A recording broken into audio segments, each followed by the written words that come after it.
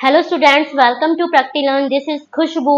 आज हम आपके साथ हेटरोट्रॉफिक न्यूट्रिशन इन ह्यूमन करने जा रहे हैं। देखिए, लास्ट वीडियो में हमने हेटरोट्रॉफिक न्यूट्रिशन किया था अमीबा के अंदर। ठीक है कि अमीबा कैसे अपना न्यूट्रिशन बनाता है, कैसे टेक करता है। ठीक है, अब वही हम पढ़ने जा रहे हैं ह्यूमन के अंदर। जैसे मैंने अमीबा के अंदर बताया था कि वो होलोजोइक मोड ऑफ न्यूट्रिशन अपनाता है, उसी तरीके से जो ह्यूमन बीइंग है, हम भी holozoic mode of nutrition he use करते हैं। देखिए, जैसे हम खाना खाते हैं, हमको चपाती खा रहे हैं, फ्रूट खा रहे हैं, वेजीज खा रहे हैं, हम सॉलिड फॉर्म में उसे अपनी बॉडी के अंदर लेते हैं और बॉडी के अंदर जाने के बाद उसका ब्रेक डाउन होता है, वो टूटता है। ठीक है, तो वो कैसे टूटता है? अब जैसे अगर हम बात करें फ्रूट के अंदर, तो फ्रूट्स हमें क्या देते हैं? विटामिन देते हैं। अब ऐसा तो है नहीं कि हम फ्रूट में से vitamin A B C D निकाल कर खा रहे हैं, ऐसा तो हो ही नहीं सकता। हम पूरा होल फ्रूट खाते हैं ना, उसके बाद जो उसके अंदर विटामिन प्रेजेंट होता है वो हमारी बॉडी में जाके ब्रेक डाउन होता है और यूटिलाइज होता है। तो यही मोड ऑफ न्यूट्रिशन जो अमीबा के अंदर होता है, होलोजोइक, वही हमारे ह्यूमन के अंदर होता है। तो आज हम डिटेल में heterotrophic mode of nutrition in human पढ़ेंगे। देखिए, डाइजेस्टिव सिस्टम के बारे में प्रीवियस क्लासेस में पढ़ चुके हो कि डाइजेस्टिव सिस्टम क्या है। आप सबको पता है कि ह्यूमन बीइंग में डाइजेस्टिव सिस्टम में क्या पूरी एक एलिमेंट्री कैनाल होती है जो प्रेजेंट होती है, और उसी एलिमेंट्री कैनाल के थ्रू ही पूरा हमारा डाइजेशन होता है। तो एलिमेंट्री कैनाल के क्या क्या पार्ट्स होते हैं, पहले मैं वो आपको बता देती हूँ। फर्स्ट इज बक्कल कैविटी, जिसके अंदर हमारे माउथ आता है, टंग, टीथ आते हैं। वहां हमारा खाना के साथ क्या होता है वो हम भी पढ़ेंगे। तो पहले बक्कल कैविटी से खाना होते हुए निकलने के बाद हमारा असोफेगस में जाता है। उसके बाद हमारा स्टमक के साथ कुछ एसोसिएटेड ग्लैंड्स होती हैं जो कि आपकी लिवर एंड पैनक्रियाज है। ठीक है, उसके बाद आपका small intestine, large intestine and last is rectum and anus. ठीक है, गॉल ब्लैडर यहाँ क्या है वो हम अभी आगे पढ़ेंगे कि गॉल ब्लैडर का यहाँ क्या काम है, पैनक्रियाज का यहाँ काम क्या है। ठीक है, ऐसी बक्कल कैविटी के अंदर भी एक और ग्लैंड प्रेजेंट होती है जिसका नाम है सलाइवरी ग्लैंड। देखिए, हमारा जो डाइजेस्टिव सिस्टम है इसके अंदर कुछ हमारे ऑर्गन्स प्रेजेंट होते हैं जो डाइजेशन में मदद करते हैं। उसी के साथ साथ कुछ एसोसिएटेड ग्लैंड्स होती हैं। जो यहाँ हम ग्लैंड के बारे में डाइजेस्टिव सिस्टम में पढ़ेंगे वो 3 मेन ग्लैंड्स है जिसके अंदर हमारा डाइजेशन होगा। ठीक है, तो फर्स्ट चीज हम बात करते हैं बक्कल कैविटी की। तो बक्कल कैविटी में बेटा आपका जो आता है, अगर हम बक्कल कैविटी या माउथ इसको बोल सकते हैं,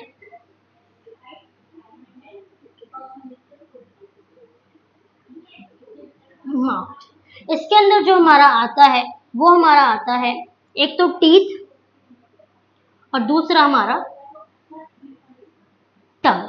टीथ एंड टंग का काम क्या होता है?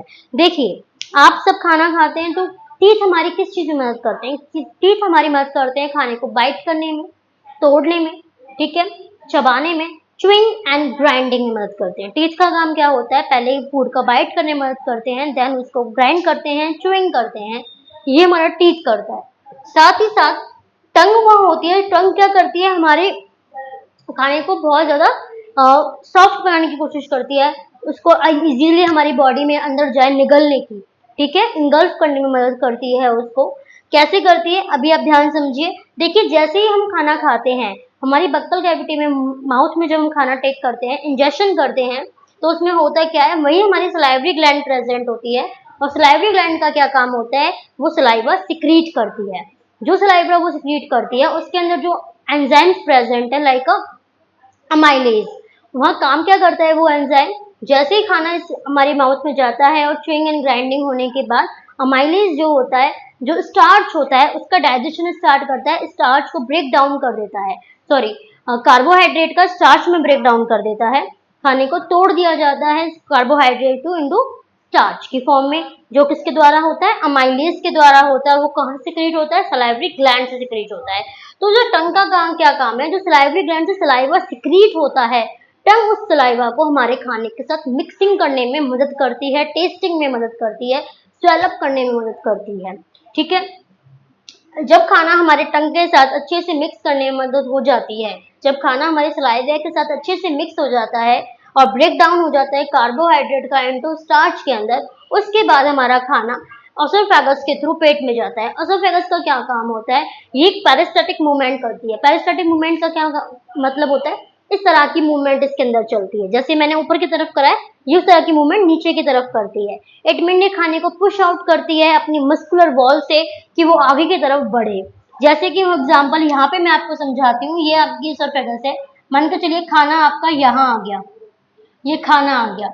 अब आगे इस तरह का इसका स्ट्रक्चर है, तो ये ऊपर से धीरे धीरे अपने स्ट्रक्चर को नैरो करती चलेगी, जिससे खाना नीचे की तरफ बढ़ेगा, पुश करती है खाने को नीचे की तरफ जाने के लिए। और इसकी यही पुशिंग जो मस्कुलर इसकी वॉल्स के थ्रू जो पुश होता है जिससे खाना आगे की तरफ बढ़ता है, इसी को हम पेरिस्टाल्टिक मूवमेंट भी कहते हैं।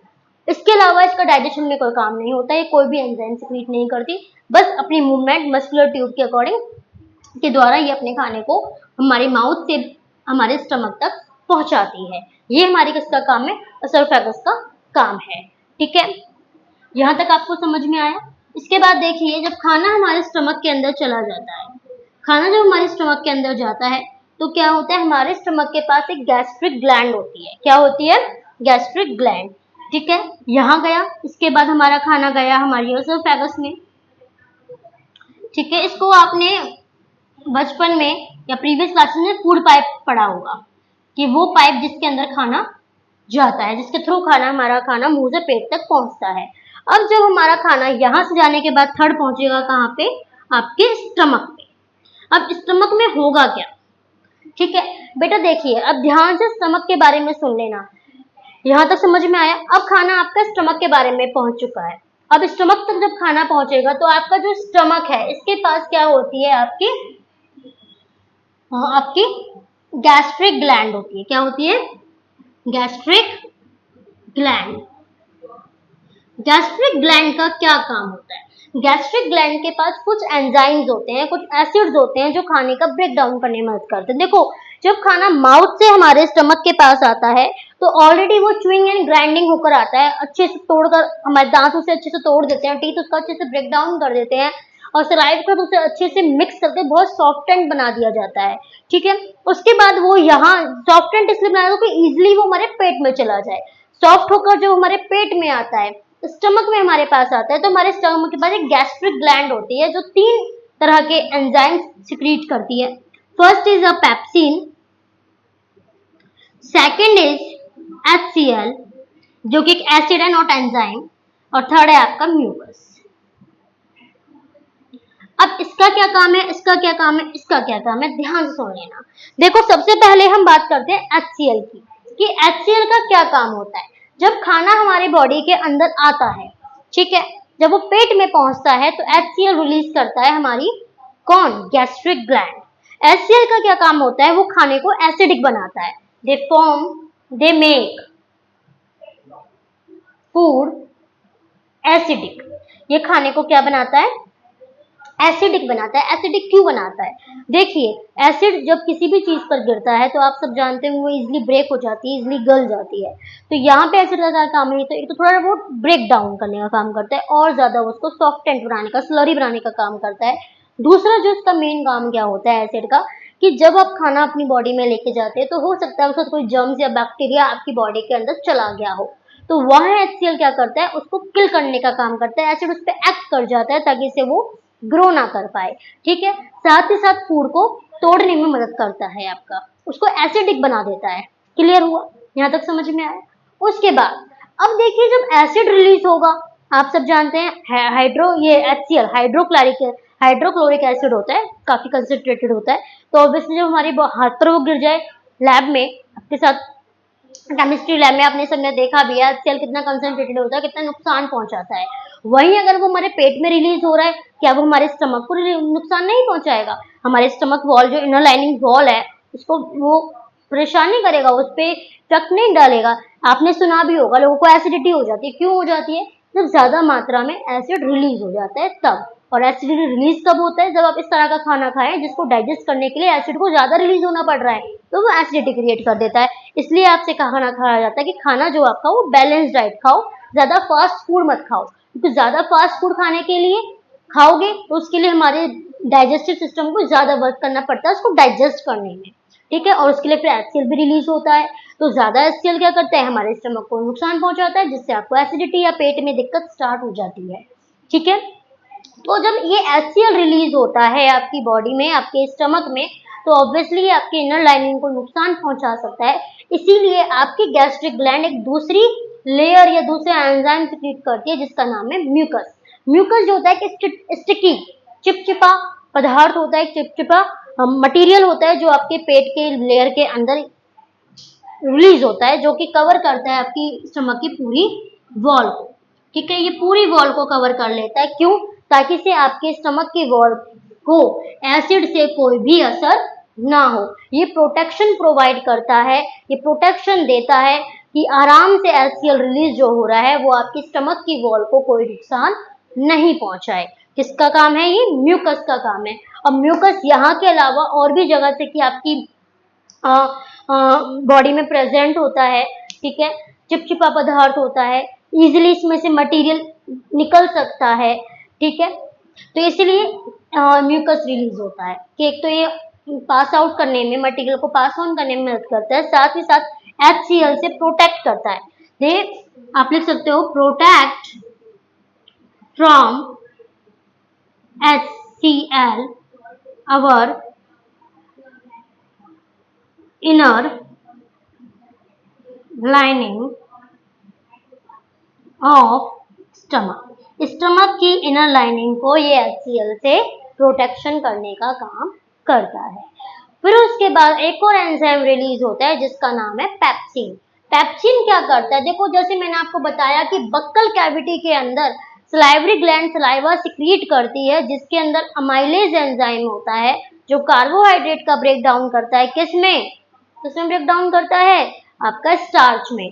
उसी तरीके से जब पेट के अंदर खाना आ जाएगा, आपके स्टमक के अंदर खाना आ जाएगा, HCl निकल कर उसको एसिडिक मीडियम में कन्वर्ट कर दिया जाएगा, म्यूकस उसको प्रोटेक्शन प्रोवाइड करेगा स्टमक की वॉल को, वही पेप्सिन रिलीज होता है जिसका काम क्या होता है? Break down of protein. ये प्रोटीन का डाइजेशन कराने में मदद करता है। पेप्सिन जो एंजाइम है ये आपके गैस्ट्रिक ग्लैंड से रिलीज होता है और आपके प्रोटीन को डाइजेस्ट कराने में मदद करता है। यहाँ तक क्लियर हुआ आपको? ये है आपके गैस्ट्रिक ग्लैंड का फंक्शन कि म्यूकस का क्या काम है, HCl का क्या काम है, पेप्सिन का क्या काम है। आई होप यहाँ तक क्लियर हो गया आपको कि कैसे हमारी गैस्ट्रिक ग्लैंड में काम होता है। अब देखिए स्टमक के अंदर गैस्ट्रिक ग्लैंड कैसे काम करती समझ में आ चुका है। अब इसके बाद जो खाना है वो आपके स्टमक वॉल से पेरिस्टैटिक मूवमेंट के थ्रू ही कहाँ जाएगा? आपके स्मॉल इंटेस्टाइन में। अब स्मॉल इंटेस्टाइन के बारे में आप अच्छे से जानते हैं कि स्मॉल इंटेस्टाइन वो साइट है, वो जगह है जहाँ खाना कंप्लीटली डाइजेस्ट हो जाता है। यहाँ लिख सकते हैं हम स्मॉल इंटेस्टाइन के बारे में हम पढ़ने जा रहे हैं। Intestine the site where complete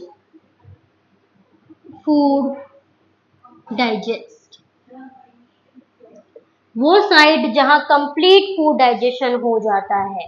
ठीक है, वो क्या है? आपकी स्मॉल इंटेस्टाइन। अब स्मॉल इंटेस्टाइन में कंप्लीटली डाइजेशन कैसे होता है? देखिए, जैसे ही आपका खाना आपके स्टमक से आता है कहाँ? स्मॉल इंटेस्टाइन की तरफ। तो स्मॉल इंटेस्टाइन में भी हम 3 पार्ट पढ़ेंगे, डुओडेनम, जेजुनम, इलियम। ठीक है, तो जो डुओडेनम अपर पार्ट जो होता है उसे हम डुओडेनम कहते हैं, फिर आपका जेजुनम आता है, देन आपका इलियम आता है लास्ट में। तो डुओडेनम वाला जो पार्ट है उसके अंदर क्या होता है? आपकी जो स्मॉल इंटेस्टाइन है इसका अपना एक इंटेस्टिनल जूस होता है जो कि डाइजेस्टिव जूस ही है, जो आपका डाइजेशन में मदद करता है। लेकिन जब खाना पेट से आपका होता हुआ इसके डुओडेनम पार्ट पर आता है, अपर पार्ट में आता है स्मॉल इंटेस्टाइन के में, तो आपका जो लिवर, ये आपका लिवर है और जो आपकी पैनक्रियाज है, मैंने आपको बताया था ये दोनों ग्लैंड है, लिवर एंड पैनक्रियाज। इन दोनों ग्लैंड का भी, जैसे सलाइवरी ग्लैंड का अपना रोल था डाइजेशन में, उसके इन दोनों का भी अपना रोल है। ये क्या करते हैं डाइजेशन में? तो अब ध्यान से सुनना, जो लिवर है, लिवर को हम लार्जेस्ट ग्लैंड भी कहते हैं। हमारी बॉडी के अंदर जो लिवर है, they are the largest gland. ठीक है, लार्जेस्ट ग्लैंड। ठीक है, लिवर आपकी लार्जेस्ट ग्लैंड होती है बॉडी की। ठीक है। अब इसका काम क्या है? लिवर के पास एक ऑर्गन होता है, एक पाउच होता है जिसको हम कहते हैं गॉल ब्लैडर। क्या कहते हैं? Gall bladder. गॉल ब्लैडर एक डाइजेस्टिव जूस कैरी करता है। जैसे ही खाना पेट से डिडोनम में पहुंचता है तो गॉल ब्लैडर अपने में से उस जूस को निकाल कर आपके स्मॉल इंटेस्टाइन में भेज देता है। ठीक है, अपने में से उसमें से निकाल कर कहाँ भेज देता है? स्मॉल इंटेस्टाइन के पास। और उस डाइजेस्टिव जूस का नाम क्या है? Bile juice. ठीक है, वही आपका जो पैनक्रियाज है, जो दूसरी अनोदर ग्लैंड है, उसके पास भी एक आपका क्या होता है? क्या होता है? पैनक्रिएटिक जूस होता है। क्या होता है? पैनक्रिएटिक जूस, जो क्या किस में मदद करता है? आपकी पैनक्रिया डाइजेशन में। पैनक्रियाज पैनक्रिएटिक जूस रिलीज करती है। आया समझ में यहाँ तक? अब होगा क्या? पैनक्रिएटिक जो जूस रिलीज करेगी उसमें अपने एंजाइम है। बाइल जूस जो जूस रिलीज कर बाइल जूस जो लेकर आएगा वो अपने एंजाइम लेकर आएगा from the gall bladder intestine के पास, और इंटेस्टाइन के पास भी अपना इंटेस्टिनल जूस होता है। ठीक है, तो हम लिख सकते हैं, एक तो हमारे पास इंटेस्टिनियल जूस है, एक हमारे पास लीवर जो है उससे आ रहा है क्या? लीवर का जो पार्ट है, कौन? Gall bladder. इससे हमारे पास क्या आ रहा है? बाइल जूस आ रहा है, जो कि अपना एक डाइजेस्टिव जूस लेकर चलता है।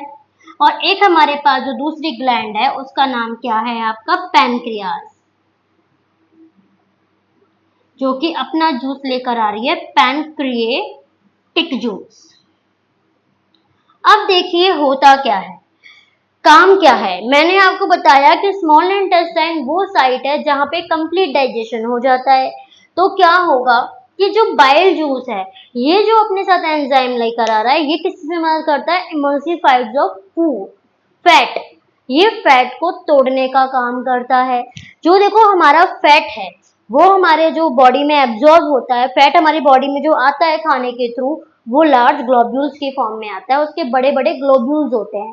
तो ये उनको इमल्सिफाइड करता है। इमल्सिफाइड का मतलब उन लार्ज ग्लोब्यूल्स को तोड़कर स्मॉल ग्लोब्यूल्स में चेंज करता है।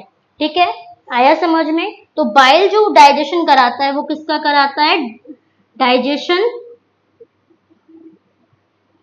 Of fat. ठीक है, वही जो आपका पैनक्रियाज है, पैनक्रिएटिक जूस है, इसके अंदर जूस होता है ट्रिप्सिन। क्या होता है आपका? ट्रिप्सिन, जो किसमें मदद करता है? आपका ट्रिप्सिन मदद करता है प्रोटीन का डाइजेशन कराने में। किसमें मदद करता है? प्रोटीन का डाइजेशन कराने में मदद करता है। ट्रिप्सिन होता है इसके पर जो हेल्प करेगा डाइजेशन इन प्रोटीन। अब आप कहोगे मैम प्रोटीन तो आपका यहाँ पे ये डाइजेशन कर रहा था, कौन? पेप्सिन। तो ट्रिप्सिन कहां से आ गया? ट्रिप्सिन डाइजेशन करता है प्रोटीन का।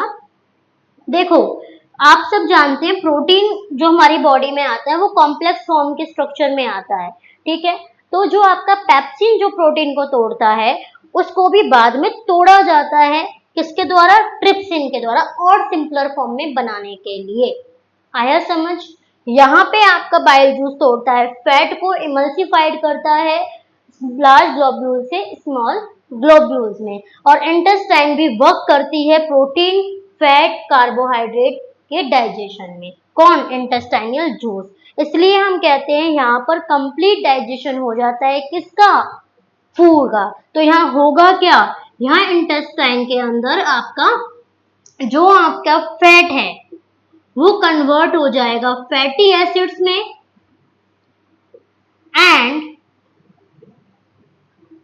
ग्लिसरॉल में। ठीक है, वही प्रोटीन जो होगा उसका ब्रेक डाउन होकर वो किसमें कन्वर्ट हो जाएगा? अमीनो एसिड्स में। ठीक है, वही आपका जो कार्बोहाइड्रेट है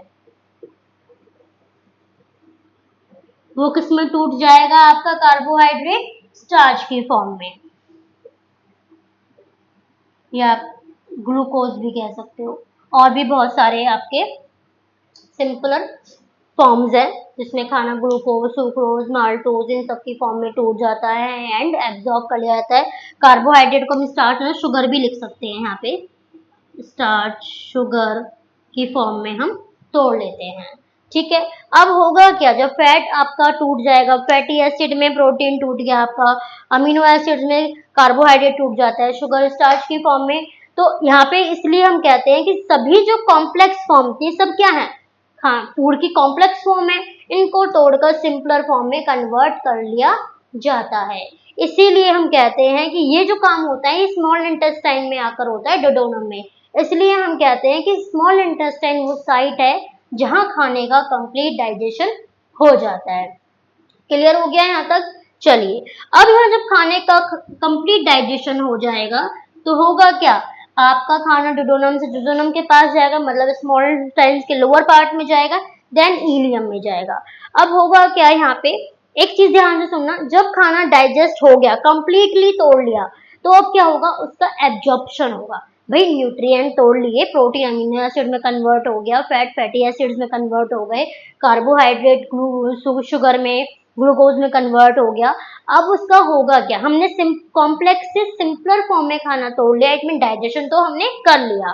पहले जब यहाँ खाना हमने लिया था वो इजेशन हो गया, यहाँ कंप्लीट डाइजेशन हो गया, खाने का कंप्लीट ब्रेकडाउन हो गया, कहाँ में, स्मॉल इंटेस्टाइन में। तो यहाँ एक कंप्लीट आपका डाइजेशन हो सकता है, मैंने यहाँ भी लिखा है फूड कंप्लीट डाइजेस्ट।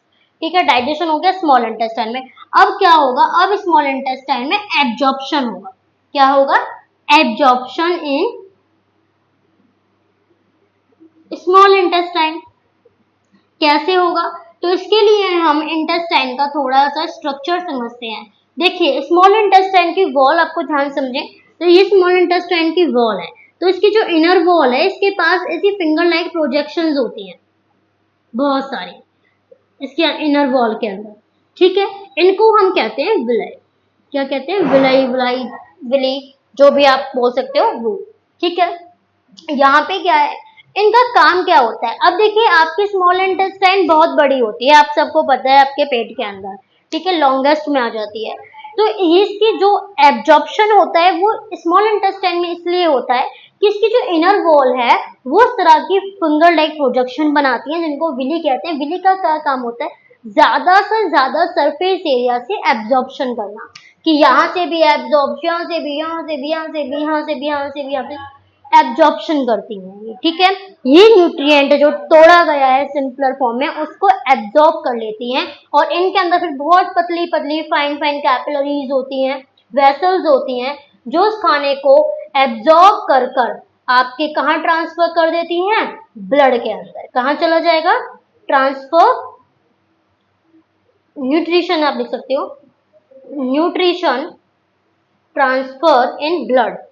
ठीक है, एक पतली पतली बहुत फाइन कैपिलरीज होती हैं, जब ये वली आपका खाना, वली जो होती है आपका खाना न्यूट्रिएंट्स एब्जॉर्ब कर लेती हैं, तो ये फाइन कैपिलरीज के थ्रू उसको ट्रांसफर कर देती हैं किसमें, ब्लड में। तो जब ये एब्जॉर्ब कर रही हैं तो ये प्रोसेस तो कहलाती है एब्जॉर्प्शन।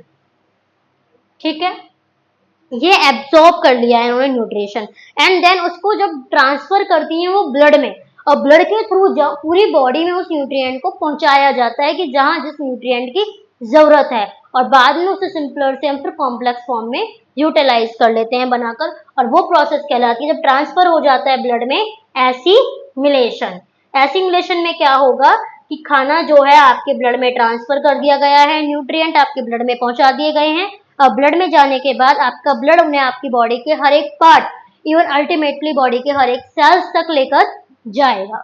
आया यहाँ समझ में, ये प्रोसेस है एसिमिलेशन। तो हमने इजेशन अमीबा में भी पढ़ा था, इजेशन हमने ह्यूमन में पढ़ा, अमीबा में भी हमने डाइजेशन पढ़ा, ह्यूमन में भी हमने डाइजेशन पढ़ा है।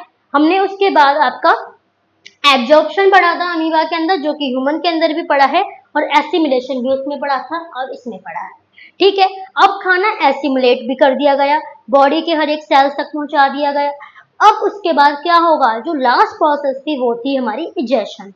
अब देखिए होगा क्या, जब खाने में से न्यूट्रिएंट यूज कर लिए गए हैं, ठीक है, सारा खाना ले लिया गया है, न्यूट्रिएंट ले लिए गए हैं, जो भी उसमें यूजफुल सब्सटेंस है उनको एब्जॉर्ब करके ट्रांसफर करा दिया हमने ब्लड में, एब्जॉर्प्शन एंड एसिमिलेशन दोनों हमने कर लिया। उसके बाद वेस्ट मटेरियल बचेगा। क्या होगा, वेस्ट मटेरियल, या आप उसे अनडाइजेस्टेड फूड भी कह सकते हैं, जो किसी काम का नहीं है।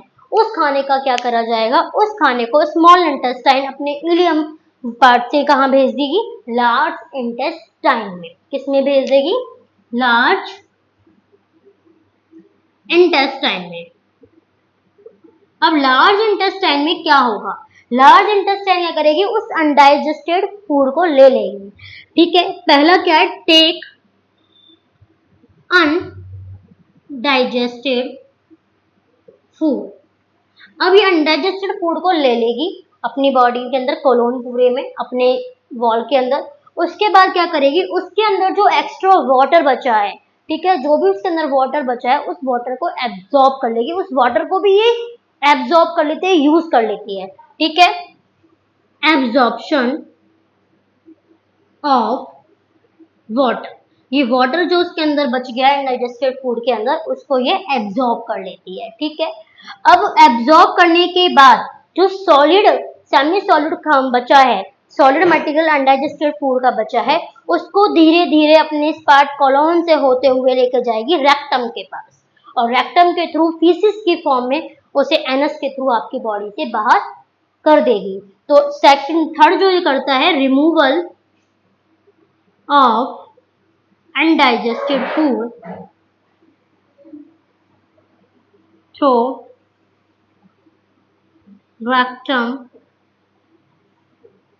and anus in form of feces। ये फीसिस की फॉर्म में, ठीक है, अनडाइजेस्टेड फूड को आपके रेक्टम और एनस के थ्रू बाहर निकाल देगी। समझ में आया? तो हमने आज ह्यूमन डाइजेस्टिव सिस्टम या heterotrophic nutrition in human cover किया है। ठीक है, इसमें हमने क्या क्या पढ़ा कि हमने आपका ह्यूमन जो है डाइजेशन कैसे करता है, उसमें सलाइवरी ग्लैंड हेल्प करती है, आपके टीथ और आपकी टंग हेल्प करती है। ठीक है, उसके बाद एसोफेगस जो होता है वो आपके फूड को आपके मक्कल कैविटी से आपके स्टमक तक पहुंचाता है, मतलब ये ज्वाइन कराता है। पेरिस्टेटिक मूवमेंट के थ्रू खाना पहुंचेगा आपके स्टमक में। स्टमक में आपके 3 चीजें रिलीज होती हैं, गैस्ट्रिक ग्लैंड होती है, उससे 3 चीजें निकलती हैं। पहली आपकी HCl निकलेगी जो खाने को क्या करा देगी, आपका एसिड फॉर्म करा देगी। एसिड फॉर्म में कराने के बाद वो क्या करती है, एसिड फॉर्म में कराने के बाद उसमें म्यूकस लेयर होती है जो आपकी इनर लाइनिंग को, स्टमक की इनर लाइनिंग को कवर करती है ताकि से उस एसिड का आपकी इनर लाइनिंग पे कोई असर ना हो। ठीक है, उसी के बाद आपका पेप्सिन रिलीज होता है जो कि प्रोटीन का डाइजेशन कराने में मदद करता है। इसके बाद स्टमक से पेरिस्टेटिक मूवमेंट के थ्रू ही खाना आपके स्मॉल इंटेस्टाइन में जाता है। स्मॉल इंटेस्टाइन में जाने के बाद आपका खाना खाने के साथ बाइल जूस जो सिक्रीट होता है आपके गॉल ब्लैडर से, और पैनक्रियाटिक जूस सिक्रीट होता है आपके पैनक्रियाटिक ग्लैंड से। गॉल ब्लैडर से जो बाइल जूस निकल कर आता है वो डाइजेशन कराता है फैट का, इमल्सिफाइड करता है फैट को लार्ज ग्लोब्यूल से स्मॉल ग्लोब्यूल्स में। वहीं जो ट्रिप्सिन निकल कर आता है आपका, ट्रिप्सिन मदद करता है आपके तो प्रोटीन के डाइजेशन में। दूसरा जो उसका काम जो होता है ट्रिप्सिन, और जो आपके पैनक्रियाटिक जूस जो निकल कर आता है कि जो आपका खाना आया है वो एसिडिक फॉर्म में आया, उसको एल्कलाइन करने का, ताकि से वो आपके स्मॉल इंटेस्टाइन को नुकसान ना पहुंचाए, आपके खाने को एल्कलाइन मीडियम में कन्वर्ट करने में मदद करता है। वही स्मॉल इंटेस्टाइन का अपना इंटेस्टिनल जूस होता है जो आपका कार्बोहाइड्रेट, प्रोटीन और फैट तीनों का डाइजेशन में मदद करता है। तो इसलिए हम कहते हैं कि आपका जो स्मॉल इंटेस्टाइन है वो आपका साइट है जहाँ पे आपका कंप्लीट डाइजेशन हो जाता है। कंप्लीट डाइजेशन होने के बाद आपकी जो स्मॉल इंटेस्टाइन है उसकी विलेज जो होती है, उसकी जो वॉल है, उसकी inner wall finger like projection रखती है, thousands finger like, more than thousands हम कह सकते हैं, जिनका क्या काम होता है, ज्यादा से ज्यादा न्यूट्रिएंट को एब्जॉर्ब करना।